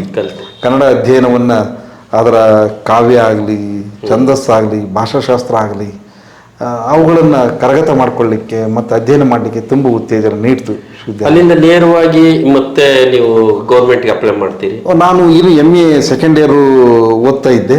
ಆ ಸಂದರ್ಭಕ್ಕೆ ನನಗೆ ಹೈಸ್ಕೂಲ್ ಟೀಚರ್ ಕಾಲ್ ಆಯ್ತು. ಓಕೆ. ನಾನು B.Ed ಆಗಿದ್ದರಿಂದ ಹೈಸ್ಕೂಲ್ ಟೀಚರ್ಗೆ ಅಪ್ಲೈ ಮಾಡಿದ್ದೆ. ಗೋವಿಂದೇಗೌಡರು ಅವಾಗ ಶಿಕ್ಷಣ ಸಚಿವರು. ನಾ ಅಪ್ಲೈ ಮಾಡಿದ್ಮೇಲೆ ನನಗೆ ಸೆಲೆಕ್ಷನ್ ಆಯಿತು. ನಾನು ಇಡೀ ಬೆಂಗಳೂರು ಡಿವಿಷನ್ಗೆ 2ನೇ ಹೆಸರು, GML ಜನರಲ್ ಮೆರಿಟಲ್. ವೆರಿಫಿಕೇಶನ್ಗೆ ಹೋದ್ವಿ. ಎಂಥ ಸವಲತ್ತಿನ ಕಾಲ ಆಗ ಅನಿಸ್ತದೆ. ಬರೀ ಬಸ್ ಚಾರ್ಜಿ ಪರದಾಡ್ಕೊಂಡು ಬಸ್ ಚಾರ್ಜ್ ಇಟ್ಕೊಂಡು ಹೋಗಿದ್ದು ನಾವು ವೆರಿಫಿಕೇಶನ್ಗೆ. ಹೋದ ತಕ್ಷಣ ಸಂಪಂಗಿ ಅಂತ JD ಇದ್ರು. JD ಅವ್ರನ್ನ ಹೋಗಿ ಭೇಟಿಯಾಗಿ ನನಗೆ ನೋಡಿ ಸರ್ಟಿಫಿಕೇಟು ಅದೆಲ್ಲ ನೋಡಿ 2ನೇ ಹೆಸರು GML ಇರೋದು ನೋಡಿ ನನ್ನ ನಿಜವಾಗ್ಲೂ ಒಪ್ಕೊಂಬಿಟ್ರು ಅವರು. ಭಾಳ ಖುಷಿ ಆಯಿತು, ಅಪ್ಪ ನಿನಗೆ ಒಳ್ಳೆ ಪ್ಲೇಸ್ಗೆ ಹಾಕ್ಕೊಡ್ತೀನಿ, ಚೆನ್ನಾಗಿ ಡ್ಯೂಟಿ ಮಾಡೋ ಅಂದರು. ನಾನು ಬಂದು ಮಾಸ್ಟರ್ ಡಿಗ್ರಿ ಎಕ್ಸಾಮ್ ಎಲ್ಲ ಮುಗಿಸೋದ್ರೊಳಗೆ ಆರ್ಡರ್ ಬಂತು. MA ಎಕ್ಸಾಮ್ ಬರೆದು ನಾನು ಮನೆಗೆ ಬಂದ ತಕ್ಷಣ ನಮ್ಮವ್ವ ಅಪ್ಪ ಯಾವುದೋ ಲೆಟ್ರ್ ಬಂದಿದೆ ಅಂತ ಕೊಡ್ತು. ಆ ಹೊರದು ನೋಡಿದ್ರೆ ಹೈಸ್ಕೂಲ್ ಟೀಚರ್ ಆಗಿ ನೀವು ಆಯ್ಕೆ ಆಗಿದ್ದೀರಿ ಹಿರೇಕಂದವಾಡಿ, ಹೊಳಲ್ಕೆರೆ ತಾಲೂಕು ಹಿರೇಕಂದವಾಡಿಗೆ ಅಂತ ಇದಿತ್ತು. ತಿರುದಿನ ಹೋಗಿ ನಾನು ಡ್ಯೂಟಿ ರಿಪೋರ್ಟ್ ಮಾಡ್ಕೊಂಡು ಹೊಳಲ್ಕೆರೆ ತಾಲೂಕು ಹಿರೇಕಂದವಾಡಿಗೆ ಹೈಸ್ಕೂಲ್ ಟೀಚರ್ ಆಗಿ. ಅದು ಹೊಸ ಹೈಸ್ಕೂಲ್ ಅದು ಒಂದು ಅಲ್ಲಿ ಪ್ರೈಮರಿ ಸ್ಕೂಲಲ್ಲಿ ಒಂದು ಬಿಲ್ಡಿಂಗ್ ತಗೊಂಡು ನಡೆಸ್ತಾ ಇದ್ರು. ಅದಕ್ಕೆ ಪರ್ಮನೆಂಟ್ ಅಪಾಯಿಂಟರ್ ಆಗಿ ಕಾಯಂ ನೌಕರನಾಗಿ ನಾನೇ ಹೋಗಿದ್ದು. ಅವತ್ತು ಜಾಯ್ನ್ ಆಗಿ ನಾನು ಅಲ್ಲಿಂದ ವೃತ್ತಿಯನ್ನು ಆರಂಭ ಮಾಡಿದೆ. ಸುಮಾರು ಎಷ್ಟು ವರ್ಷಗಳ ಹೈಸ್ಕೂಲಲ್ಲಿ ಕೆಲಸ ಮಾಡಿದೆ ಸರ್? 8 ವರ್ಷಗಳ ಕಾಲ ಹೈಸ್ಕೂಲಲ್ಲಿ ಟೀಚರಾಗಿ ಕೆಲಸ ಮಾಡಿದೆ. 8 ವರ್ಷಗಳ ಕಾಲ ಎಷ್ಟು ಚೆನ್ನಾಗಿ ಕೆಲಸ ಮಾಡಿದೆ, ನನಗೆ ನಿಜವಲ್ಲೂ ಸಂತೃಪ್ತಿ ಇದೆ. 97ರಿಂದ 2004 ನಾನು ಕೆಲಸ ಮಾಡಿದೆ ಅಲ್ಲಿ. ಆ ಊರನ್ನು ತುಂಬ ಹಿಂದುಳಿದಂಥ ಊರು, ಆ ಊರನ್ನ ರೇಡಿಯೋ ಗ್ರಾಮ ಮಾಡ್ತೀವಿ. ಆಗ ಇಲ್ಲಿ ಉಷಾಲತಾ ಮೇಡಮ್ ಇದ್ರು, ಡೈರೆಕ್ಟರ್ ಆಕಾಶವಾಣಿ, ಬೇದ್ರೆ ಮಂಜುನಾಥ್ ಅವರಿದ್ದರು. ಅದೆಲ್ಲ ಕನೆಕ್ಟ್ ಇತ್ತು. ಹಾಗಾಗಿ ಅಲ್ಲಿ ಆ ಊರನ್ನು ಹಿರೇಕಂದವಾಡಿಯನ್ನು ರೇಡಿಯೋ ಗ್ರಾಮ ಮಾಡಿ ಅನೇಕ ಪ್ರೋಗ್ರಾಮ್ಗಳನ್ನು ಮಾಡ್ತಾ ಇದ್ವು, ಹಲವಾರು ಪ್ರೋಗ್ರಾಮ್ಗಳು. ಒಂದ್ಸರಿ DDPI ಮತ್ತು ಬೇರೆ ಆಫೀಸರ್ಗಳೆಲ್ಲ ಬಂದಾಗ ನಮ್ಮ ಇದ್ರ ಹೆಡ್ ಮಾಸ್ಟರ್ ಚೇಂಬರ್ ನೋಡಿದ್ರೆ ಆಶ್ಚರ್ಯ ಪಡೋರು. ಜೆಡ್ಪಿಯ ಜಿಲ್ಲಾ ಪಂಚಾಯತಿನ ಸದಸ್ಯರಾದಂಥ H. ವೆಂಕಟೇಶ್ ಅಂತ, ಆಗ ಅಲ್ಲಿನ ನಾರಾಯಣ ಮಿಲ್ಸ್ನ ಮ್ಯಾನೇಜರ್ ಇದ್ರು ಅವರು ನಮ್ಮ ಶಾಲೆಗೆ ತುಂಬ ಕಾಂಟ್ರಿಬ್ಯೂಟ್ ಮಾಡಿದ್ರು. ಒಂದು ಅವ್ರು ಮಾಡಲಿಕ್ಕೆ ಅವ್ರಿಗೊಂದು ಇಂದಿರ ಪ್ರಿಯದರ್ಶಿನಿ ಅಂತ ಪರಿಸರ ಪ್ರಶಸ್ತಿ ಬಂದಿದೆ. ಆ ಸಂದರ್ಭದಲ್ಲಿ ನಾನು ಅವ್ರ ಬಗ್ಗೆ ಒಂದು ಆರ್ಟಿಕಲ್ ಬರೆದೆ, ಲೇಖನ ಬರೆದೆ. ಅದು ಕನ್ನಡಪ್ರಭ ಮತ್ತು ಸಂಯುಕ್ತ ಕರ್ನಾಟಕದಲ್ಲಿ ಲೇಖನ ಪ್ರಕಟ ಆಗ್ಬಿಡ್ತು. ಪ್ರಕಟ ಆದ್ಮೇಲೆ ಅವರು ನನಗೆ ಕರೆದ್ರು, ಸಿದ್ದೇಶ್ ಅವರೇ ನೀವು ನನ್ನ ಬಗ್ಗೆ ಬರೆದ್ರ ಲೇಖನ ಇದ್ರಲ್ಲಿ ಬಂದಿರೋದು ನೋಡಿ ಖುಷಿ ಆಯ್ತು. ಹಾಗೆ ಅವಾಗ ಸರ್ ನಮ್ಮ ಶಾಲೆಗೆ ಒಂದ್ಸರಿ ಬರ್ಬೇಕು ಸರ್ ಅಂತ. ಬರ್ತೀನಿ ಅಂತ ಬಂದರು. ನಮ್ಮ ಶಾಲೆಗೆ ಹಿಂಗೆಲ್ಲ ಇದು ಮಾಡಿಕೊಡ್ಬೇಕು ಸರ್, ಒಂದಿಷ್ಟು ಸಹಾಯ ಮಾಡಿ ಶಾಲೆಗೆ. ಅವರು ಆ ಕಲ್ಲು ಬೆಂಚ್ಗಳು ಹಾಕ್ಸಿದ್ರು, ಆಮೇಲೆ ಬೋರ್ ಕೊಡಿಸಿದ್ರು, ಕಾಂಪೌಂಡ್ ಮಾಡಿಸಿದ್ರು. ಆ ಶಾಲೆಗೆ ಏನೇನು ಬೇಕು ಅದೆಲ್ಲ ಮಾಡ್ಬಿಟ್ರು. ಇವತ್ತು ಯಾವ ಸರ್ಕಾರಿ ಶಾಲೆ ಯಾವ ಮಟ್ಟಕ್ಕೆ ಹೋಯ್ತಾ ಶಾಲೆ ಅಂದರೆ ನಿಜವಾಗ್ಲೂ ಹೇಳ್ತೀನಿ ಸರ್, ನಾವು ಒಂದು ಸಂದರ್ಭದಲ್ಲಿ ಆಗ ಮ್ಯಾಥ್ಸು ಸೈನ್ಸು ಪರ್ಸೆಂಟೇಜ್ ಕಡಿಮೆ ಆಯ್ತಪ್ಪ ಅಂದರೆ ಅಥವಾ ಯಾವುದೇ ಸಬ್ಜೆಕ್ಟ್ ಕಡಿಮೆ ಆದರೆ ಇನ್ಕ್ರಿಮೆಂಟ್ ಕಟ್ ಮಾಡೋದು. ಆ ಸಂದರ್ಭದಲ್ಲಿ ಒಂದು 25 ಜನ ಹುಡುಗರನ್ನ ಮ್ಯಾಥ್ಸ್ನವರು ಸೈನ್ಸ್ನವರು ಎಲ್ಲ ಫೇಲ್ ಆಗ್ತಾರಂತ ಲೀಸ್ಟ್ ಎಲ್ಲ ಮಾಡಿ ಕೊಟ್ಟರು. ಅದು ಫೇಲ್ ಅವರು ಇದ್ರ ಮತ್ತೆ ಇನ್ಕ್ರಿಮೆಂಟ್ ಅಲ್ಲ, ತುಂಬ ಸ್ಟ್ರೆಂತು 150-200 ಜನ ಒಂದೊಂದು ಇದು ಕ್ಲಾಸ್ ಸೆಕ್ಷನ್ ಇತ್ತು. ಆಗ ಇವರು ಕೆಂಗಪ್ಪ ಹೆಡ್ ಮಾಸ್ಟರ್ ಇದ್ರು, DYPC ಇದ್ರಲ್ಲ ಅವರು ಅಲ್ಲಿ ಹೆಡ್ ಮಾಸ್ಟರ್ ಇದ್ರು. ಅವಾಗ ಏನು ಮಾಡೋದು, 25 ಜನ ಸರ್, 25 ಜನ ಫೇಲ್ ಆದರೆ ಅವ್ರು ಮತ್ತಿನ್ಯಾವತ್ತು ಶಾಲೆಗೆ ತಿರುಗಿ ನೋಡಲ್ಲ. ಅವ್ರು ಪಾಸನ ಆದರೆ ಇನ್ನು ಬೇರೆ ಯಾವುದಾದ್ರು ಒಂದು SLC ಫೇಲ್ ಆಗಲಿ ಬೇಕಾದ್ರೆ ಬೇರೆ ಕೆಲಸಕ್ಕೆ ಯಾವುದಾದ್ರೂ ಹೋಗ್ತಾರೆ. ಅದಕ್ಕೆ ಏನು ಮಾಡೋದು ಸರ್, ಏನು ಮಾಡೋದು? ನಾನು ಕ್ಲಾಸ್ ಟೀಚರ್ 9 ಹುಡುಗರನ್ನೇ ಅಷ್ಟು ಫೇಲ್ ಮಾಡ್ಬೇಕಂತ ಇದು ಮಾಡಿದ್ರು. ನೀನು ಇದನ್ನು ತಗೊಳ್ತೀಯ ರಿಸ್ಕ್ ಅಂದರು. ಹ್ಞೂ ಸರ್ ತಗೊಳ್ತೀನಿ. ಆ ಕೆಲಸ ಮಾಡಿದೆ. ಪ್ರತಿದಿನ ಕ್ಲಾಸ್ ಬಿಟ್ಟ ಮೇಲೆ 4ರಿಂದ 6, 6:30, 7 ಗಂಟೆವರೆಗೂ ಹುಡುಗರನ್ನ 25 ಜನ ಕೂರಿಸ್ಕೊಂಡು ಲಿಸ್ಟ್ ತಯಾರಿ ಮಾಡಿದೆ. ಅದರಲ್ಲಿ 24 ಜನ ಪಾಸ್ ಆದ್ರು. ಅದು ನನಗೆ ಖುಷಿ. ಈಗ ಇವತ್ತು ಆ ಹುಡುಗರು ಬೇರೆ ಬೇರೆ ಒಬ್ಬ ಹುಡುಗಿ ಗಗನಸಖಿ ಆಗಿದ್ದಾರೆ. ಆಮೇಲೆ ಒಬ್ಬ ಬೇರೆ ಹೆಲ್ತ್ ಡಿಪಾರ್ಟ್ಮೆಂಟ್ ಅಲ್ಲಿ ಇದ್ದಾರೆ, ಪೊಲೀಸ್ ಆಗಿದ್ದಾರೆ, PDO ಆಗಿದ್ದಾರೆ. ಆಮೇಲೆ ಇಲ್ಲೊಂದು ಹುಡುಗಿ ಡೆಪ್ಟಿ ತಹಸೀಲ್ದಾರ್, ಈಗ ಹೊಳಲ್ಕೆರೆ ಡೆಪ್ಟಿ ತಹಸೀಲ್ದಾರ್. ಇಲ್ಲಿ ಚಿತ್ರದುರ್ಗದಲ್ಲಿ ಆ ಹುಡುಗಿ RI ಆಗಿ ಕೆಲಸ ಮಾಡ್ತಿರೋ. ನಾನು ಸುಮ್ಮನೆ ಆಫೀಸ್ಗೆ ಹಿಂಗೆ ಹೋದೆ, ಅವಳಿಗೆ ಬಂದು ಮಾತಾಡಿಸಿ ಸರ್ ನಾನು ನಿಮ್ಮ ಸ್ಟೂಡೆಂಟ್ ಅಂತ. ಒಂದು ಫೇಲ್ ಲಿಸ್ಟ್ ಅಲ್ಲಿ ಇದ್ದಂಥವ್ರು ಆ ಪಾಸ್ ಆಗೋ ಮಟ್ಟಕ್ಕೆ ಉತ್ತೇಜನ ಮಾಡಿದೆ. ಅದು ಸಂತೃಪ್ತಿ ಇದೆ. ಆ ವರ್ಷದಲ್ಲಿ ನನಗೆ ಬೆಸ್ಟ್ ಟೀಚರ್ ಅಂತ ಅವಾರ್ಡ್ ಬಂತು. ಆ ಅವಾರ್ಡ್ ತಗೊಂಡಿದ್ದು ಒಂದು ವಿಶೇಷ. ಅವು ನನಗೆ ಯಾವ ಅರ್ಜಿ ಇಲ್ಲ, ಯಾತದಿಲ್ಲ. ಅವಾಗ ಜನಮೆಚ್ಚು ಶಿಕ್ಷಕ ಕೊಡ್ತಾ ಇದ್ರು ಅವಾಗ ಜಿಲ್ಲಾ ಮಟ್ಟದಲ್ಲಿ. ಅದನ್ನ ತಗೊಂಡಾಗ ನಾನು ರಿಸೀವ್ ಮಾಡ್ಬೇಕಾದ್ರೆ ಹೇಳಿದೆ, ನಾನು ಮಾತು ಕೊಟ್ಟಾಗ ನನಗೆ ಇವತ್ತು ಆ ಶಾಲೆಯಿಂದ ಟ್ರಾನ್ಸ್ಫರ್ ಮಾಡೋದಾದ್ರೆ ನಾನು ಪ್ರಶಸ್ತಿ ಸ್ವೀಕಾರ ಮಾಡ್ತೀನಿ, ಇಲ್ಲಾಂದ್ರೆ ಮಾಡಲ್ಲ. ಯಾಕೆಂದ್ರೆ ನನ್ನ ಕೆಲಸ ಅಲ್ಲಿ ಮುಗೀತು. ಮುಗಿದ್ಮೇಲೆ ನಾನು ಬೇರೆ ಶಾಲೆಯಲ್ಲಿ ನಾನು ಕೆಲಸ ಮಾಡಬೇಕಾಗಿದೆ. ಅಲ್ಲಿಗೆ ನನಗೆ ನೀವು ಪ್ರಶಸ್ತಿ ಕೊಟ್ಟ ಬಳಿಕ ನನಗೆ ಬೇರೆ ಕಡೆ ಟ್ರಾನ್ಸ್ಫರ್ ಮಾಡಿ ಅಂತ BO ತಿಮ್ಮಣ್ಣ ಅಂತ BO ಇದೆ, ತಿಮ್ಮಣ್ಣ ಸರ್ಗೆ ಇದನ್ನೇ ಹೇಳಿದೆ ನಾನು. ಇಲ್ಲ ಆಯ್ತು ಕೊಡ್ತೀವಿ. ಅವಾಗ ನನ್ನನ್ನು ಕ್ಷೇತ್ರ ಸಂಪನ್ಮೂಲ ವ್ಯಕ್ತಿಯಾಗಿ ಅವರು ನನ್ನ ಆಯ್ಕೆ ಮಾಡಿ ಹೊಳಲ್ಕೆರೆ ಕ್ಷೇತ್ರ ಸಂಪನ್ಮೂಲ ವ್ಯಕ್ತಿಯಾಗಿ ಕೆಲಸ ಮಾಡಿದೆ. ಇದು ಹೈಸ್ಕೂಲಲ್ಲಂತೂ ಸಂತೃಪ್ತವಾದಂತ ಸೇವೆ ಆಯ್ತು. ಖಂಡಿತ. ನನಗೆ ಒಂದು ಬಹಳ ಸಂತೋಷ ಏನಂದ್ರೆ ಹೈಸ್ಕೂಲಿಂದ ನಾನು ಕ್ಷೇತ್ರ ಸಂಪನ್ಮೂಲ ವ್ಯಕ್ತಿಯಾಗಿ ಟ್ರಾನ್ಸ್ಫರ್ ಆದಾಗ 3 ತರಗತಿಯ ಹುಡುಗರು ಹತ್ತದ್ದಿದೆಯಲ್ಲ, ಅದು ಈಗಲೂ ಕೂಡ ಕಣ್ಮುಂದೆ ನಿಲ್ಲೋದು. ಎಂಥ ಭಾವನಾತ್ಮಕ ಸಂಬಂಧ, ಎಂಥ ಪ್ರೀತಿ ಅದು ಸರ್. ಒಬ್ಬರಿಗೆ ರುದ್ರಪ್ಪ ಅಂತ ಇರ್ಲಿಲ್ಲ ನಾನು ಬರುವಾಗ.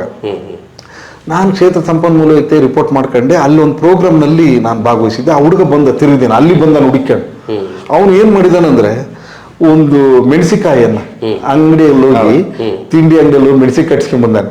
ಕಟ್ಸ್ಕೊಂಡು ಅದನ್ನ ಪೇಪರಲ್ಲಿ ಮುದುರಿಟ್ಕೊಂಡು ಜೋಬ್ನಾಗ ಇಟ್ಕೊಂಡು ಬಂದು ಇದೇ ನಿಂತ್ಕೊಂಡದ. ನಾನು ಹಿರೇಕಂದ ಹುಡುಗ ಯಾಕೆ ಬಂದಾನೆ ಇವನು ಅಂತ ಅವ್ನು ಕರೆದು ಹಿಂಗೆ ನಾನು ಕರೆದು ಯಾಕೆ ಬಂದಿಯಪ್ಪ? ಇಲ್ಲ ಸರ್ ನೀವು ಬರುವಾಗ ನಾನು ಇರಲಿಲ್ಲ, ನಿಮ್ಮ ನೋಡ್ಬೇಕಂತ ಬಂದೀನಿ ಸರ್ ಅಂತ. ನಾನು ಪ್ರೋಗ್ರಾಮ್ನಾಗ ಇದೀನಪ್ಪ, ಲೇಟ್ ಆಗುತ್ತೆ, ಹೆಂಗೆ ಮಾಡೋದು? ಇಲ್ಲ ಸರ್ ಆಗಲಿ ನಾನು ಕಾಯ್ತೀನಿ ಸರ್ ಅಂತ. ಸರಿ ಬಿಡು ಆಯ್ತಾ, ಅವ್ನ ಪ್ರೀತಿ ಆಯ್ತು, ಇರು ಫಂಕ್ಷನ್ ಮುಗಿದ್ಮೇಲೆ ಹೋಗೋಣ ಅಂತ. ಫಂಕ್ಷನ್ ಮುಗಿದ್ಮೇಲೆ ಬಂದು ಏನು ಹೇಳಪ್ಪ ಅಂದ. ಏನಿಲ್ಲ ಸರ್ ನಾನು ಮೆಣಸಿಗೆ ಕಟ್ಸ್ಕೊಂಡ್ ಬಂದೀನಿ ನಿಮಗೆ ಅಂದ.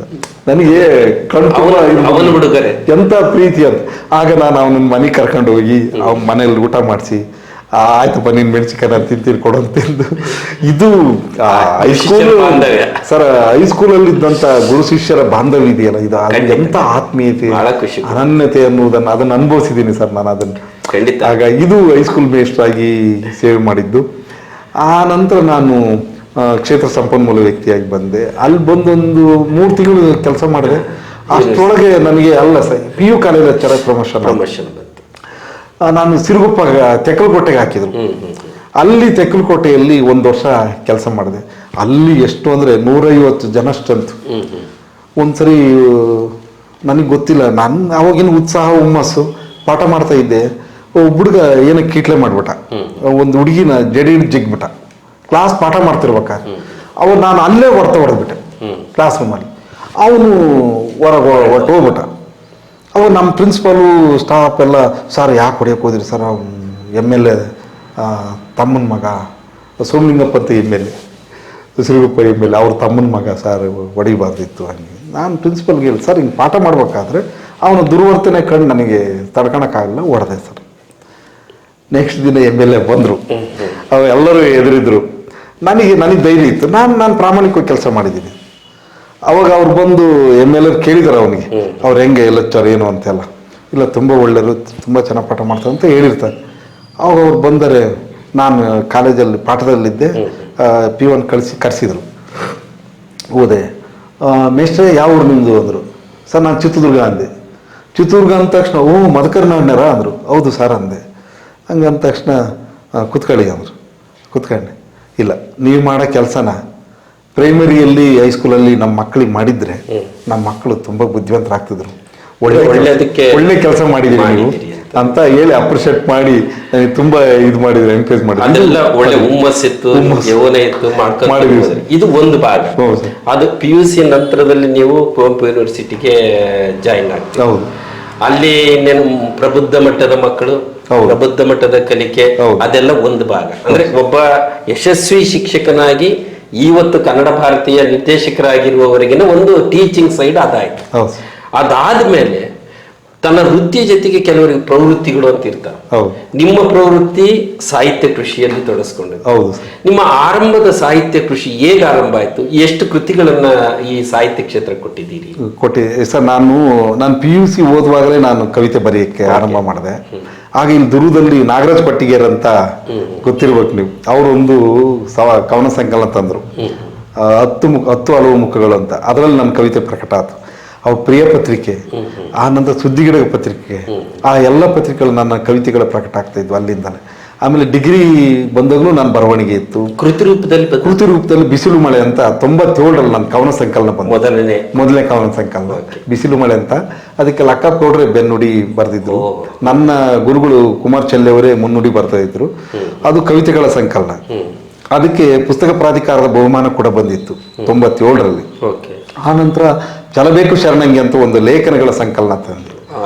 ಅದನ್ನು ಆಗಿನ GM ಮಲ್ಲಿಕಾರ್ಜುನಪ್ಪ MP ಅವರು ಮತ್ತು K. ಶಿವರಾಮ ಇದು ದಾವಣಗೆರೆ ಜಿಲ್ಲಾಧಿಕಾರಿ ಇದ್ರು, ಅವರು ಬಿಡುಗಡೆ ಮಾಡಿದಂಥ ಕೃತಿ ಅದು ಬಂತು. ಆ ನಂತರ ಸಾಹಿತಿ ಸಂಕುಲ ಅಂತ ನಾನು ಚಿತ್ರದುರ್ಗ ಜಿಲ್ಲೆಯ ಎಲ್ಲ ಲೇಖಕರ ಬಗ್ಗೆ ನಾನು ಚಂದ್ರಶೇಖರ ಆವತ್ತಿನವರೆಗಿನ ಎಲ್ಲ ಇವರನ್ನು ಪರಿಚಯಿಸುವಂತ ಒಂದು ಪುಸ್ತಕ ತಂದ್ವಿ. ಆದ ನಂತರ ನಾನು ಇದು ವ್ಯಕ್ತಿತ್ವ ವಿಕಾಸ ಕನ್ನಡ ಸಾಹಿತ್ಯ ಅಂತ ಡಾಕ್ಟರ್ ಸಿದ್ಲಿಂಗಯ್ಯನವರು ಬಿಡುಗಡೆ ಮಾಡಿದ್ರು, ಇಲ್ಲೇ ದುರ್ಗದಲ್ಲೇ ಬಿಡುಗಡೆ ಮಾಡಿದ್ರು. ಅದು ಸುಮಾರು 3 ಬಾರಿ ಪ್ರಕಟ ಆಗಿದೆ, ಅದು ಪುನರ್ಮುದ್ರಣ 3ನೇ ಮುದ್ರಣ ಆಗಿದೆ. ಆ ಪುಸ್ತಕ ಬಂತು ಸರ್. ಆ ನಂತರ ನಾನು ವಿಮರ್ಶಾ ಲೇಖನಗಳನ್ನ ಬರೆದೆ. ಸಂವೇದನೆ ಅಂತ ಒಂದು ನಂದು ವಿಮರ್ಶಾ ಲೇಖನ ಬಂತು. ಶ್ರೀಗುರು ಅಂತ ಒಂದು ನಾಟಕ ಪ್ರಕಟ ಆಯಿತು. ಒಟ್ಟು ಎಷ್ಟು ಕೃತಿಗಳು? ನನ್ನದು ಒಂದು 28 ಕೃತಿಗಳು ಪ್ರಕಟ ಆಗಿದ್ದಾವೆ. ಒಂದು 4 ವಿಶ್ವವಿದ್ಯಾಲಯಗಳಲ್ಲಿ ನನ್ನ ಪುಸ್ತಕಗಳು ಟೆಕ್ಸ್ಟ್ ಆಗಿದ್ದಾವೆ. ಅದು ಬಹಳ ಖುಷಿ. ವೃಕ್ಷಮಾತೆ ಸಾಲ್ಮರ್ ತಿಮ್ಮಕ್ ಅನ್ನುವಂತ ನನ್ನ ಕೃತಿ 3 ವಿಶ್ವವಿದ್ಯಾಲಯ ಟೆಕ್ಸ್ಟ್ ಆಗಿದೆ. ಗುಲ್ಬರ್ಗ ವಿಶ್ವವಿದ್ಯಾಲಯದಲ್ಲಿ ಮತ್ತು ಡೀಮ್ಡ್ ಯೂನಿವರ್ಸಿಟಿಯಲ್ಲಿ ಮತ್ತು ಮಂಡಿ ಯೂನಿವರ್ಸಿಟಿಯಲ್ಲಿ ಟೆಕ್ಸ್ಟ್ ಆಗಿದೆ. ಬೆಳಗಾಂ ಯೂನಿವರ್ಸಿಟಿ, ರಾಣಿ ಚೆನ್ನಮ್ಮ ಯೂನಿವರ್ಸಿಟಿಯಲ್ಲಿ ಸಾಂಸ್ಕೃತಿಕ ನಾಯಕ ಒನಕೆ ಓಬವ್ವ ಕೃತಿಯ ಭಾಗವನ್ನ ಟೆಕ್ಸ್ಟ್ ಮಾಡಿದ್ದಾರೆ. ಮಂಗಳೂರು ವಿಶ್ವವಿದ್ಯಾಲಯದಲ್ಲಿ ನಮ್ಮ ಕಾಣಿಕೆ ಅಂತ ನಂದೊಂದು ಕವನವನ್ನ ಟೆಕ್ಸ್ಟ್ ಮಾಡಿದ್ದಾರೆ.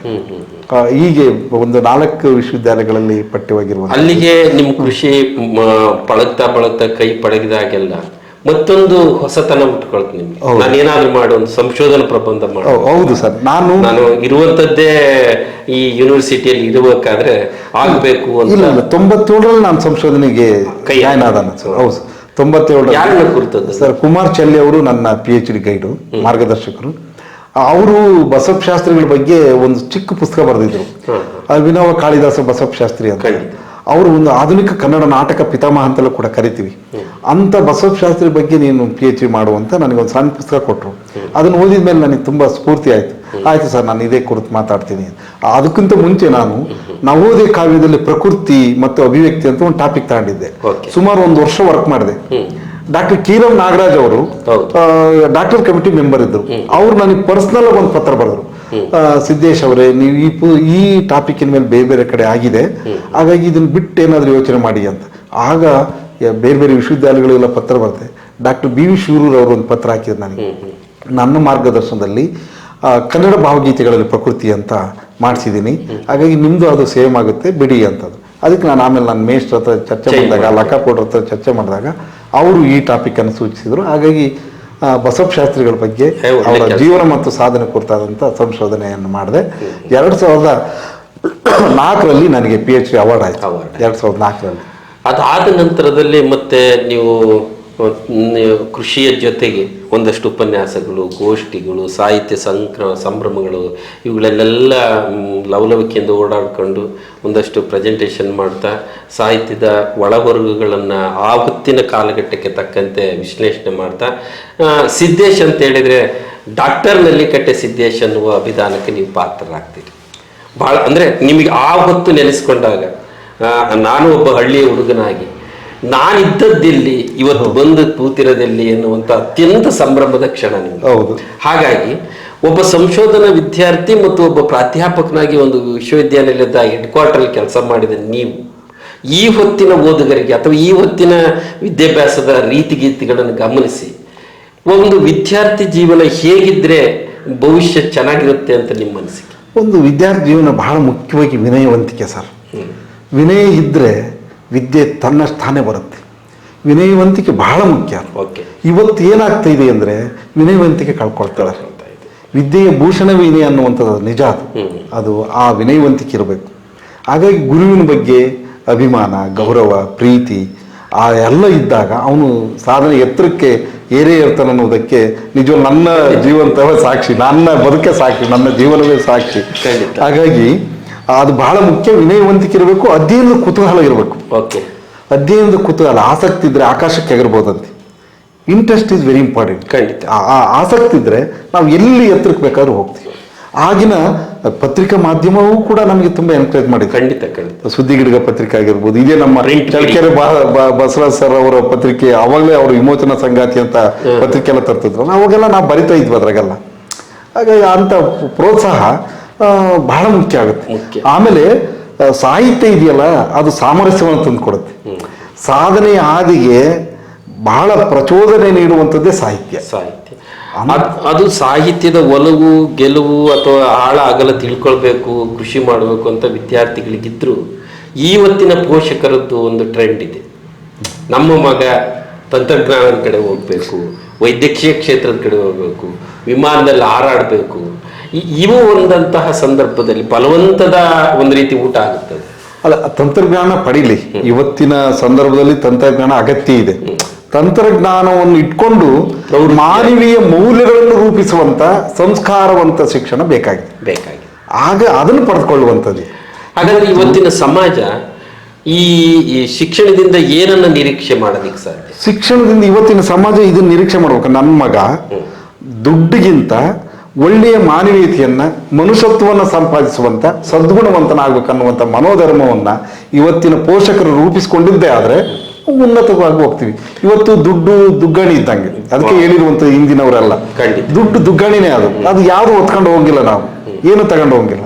ಅದಕ್ಕೆ ಪುರಂದಾಸರು ಹೇಳುವಂತ ಮಾನವ ಜನ್ಮ ಬಹುದೊಡ್ಡದು, ಇದನ್ನು ಹಾಳು ಮಾಡಿಕೊಳ್ಳಬೇಡಿರು ಉಚ್ಚಪ್ಪಗಳಿರ ಅಂತ ಹೇಳಂತದಿದೆಯಲ್ಲ, ಬಹುದೊಡ್ಡದು ಈ ಜನ್ಮ. ಈ ಜನ್ಮದಲ್ಲಿ ಸಾಧನೆಗಳು ಮಾಡ್ಬೇಕಾದ್ರೆ ಸಂಕಟಗಳು ಬೇಕು. ಸಂಕಟಗಳು ಇದ್ದಾಗಲೇ ಸಾಧನೆ ಮಾಡ್ಲಿಕ್ಕೆ ಸಾಧ್ಯ. ಅದನ್ನ ನಮ್ಮನ್ನ ಇವತ್ತು ನಾನು ಬಹಳ ಮುಖ್ಯವಾಗಿ ಈ ಮಕ್ಕಳಿಗೆ LKG UKG ಸೇರಿಸ್ತಾರಲ್ಲ, ಆ ಪೇರೆಂಟ್ಸ್ಗೆ, ಆ ಪೋಷಕರಿಗೆ ಆ ಪೋಷಕರ ಶಾಲೆ ಅಂತ ಮಾಡ್ಬೇಕೇನೋ ಅನಿಸ್ತದೆ ನನಗೆ. ಖಂಡಿತ. ಯಾಕಂದ್ರೆ ಅದನ್ನ ಅದ್ರ ಜೊತೆಯಲ್ಲಿ ಅವರಿಗೂ ಒಂದು ಅರ್ಧ ಗಂಟೆ ದಿನಕ್ಕೆ ಕ್ಲಾಸ್ ಕೊಡ್ಬೇಕೇನಂತ. ಆ ಥರದ್ದು ಯಾಕ್ರಿ ಒತ್ತಡದಿಂದ ಕಳಿಸ್ತೀಯ ಮಕ್ಕಳಿಗೆ? ತುಂಬಾ ಫ್ರೀಯಾಗಿ ಕಲಿಸು ಅಲ್ವಾ? ಆ ಮಕ್ಕಳಿಗೆ ಪ್ರೀತಿಯನ್ನು ಕಲಿಸು, ಜೀವನವನ್ನು ಕಲಿಸು, ಸಮಾಜದ ಬಗ್ಗೆ ಹೇಳ್ಕೊಡು. ಸಮಾಜದ ಜೊತೆಗೆ, ಮನುಷ್ಯರ ಜೊತೆಗೆ ಹೆಂಗೆ ಸಂಬಂಧಗಳನ್ನು, ಮಾನವೀಯ ಸಂಬಂಧಗಳನ್ನು ಹೇಗೆ ರೂಪಿಸ್ಕೊಳ್ಬೇಕು, ಬಂದ್ರೆ ಸಂಬಂಧಿಕರನ್ನ ಹೆಂಗೆ ನಡ್ಕೊಳ್ಬೇಕು, ಅವ್ರ ಜೊತೆಗೆ ಹೆಂಗೆ ಮಾತಾಡ್ಬೇಕು, ಹೇಗೆ ನಡ್ಕೊಳ್ಬೇಕು ಅನ್ನೋದನ್ನು ಕಲಿಸು.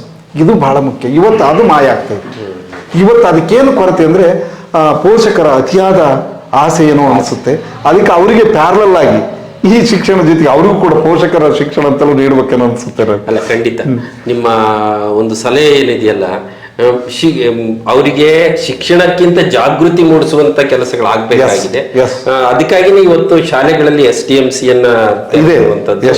ಪೋಷಕರು ಮತ್ತು ದಾನಿಗಳು ಇವರೆಲ್ಲರ ಸಹಕಾರ ಇರಬೇಕು. ಒಂದು ಒಳ್ಳೆ ನಿಟ್ಟಿನಲ್ಲಿ ಸಮಾಜ ಕೊಂಡೊಯ್ಯೋದಕ್ಕೆ ಶಿಕ್ಷಣ ಅತ್ಯಮೂಲ್ಯವಾದಂತ ಸಾಧನ. ಖಂಡಿತ. ಆ ನಿಟ್ಟಿನಲ್ಲಿ ಬಹುಶಃ ಇವತ್ತು ಕುವೆಂಪು ವಿಶ್ವವಿದ್ಯಾಲಯದಲ್ಲಿ ನೀವೇನು ಕನ್ನಡ ಭಾರತಿ ಜೊತೆ ಸೇರ್ಕೊಂಡು ಇಷ್ಟೆಲ್ಲ ಮಾಡ್ತಾ ಇದ್ದೀರಿ. ಅದರ ಜೊತೆಗೆ ಈಗ ಈ ತಿಂಗಳ 29ಕ್ಕೆ ಗುರುಪೂರ್ಣಿಮೆ ಅಂತ ಹೇಳಿದೆ.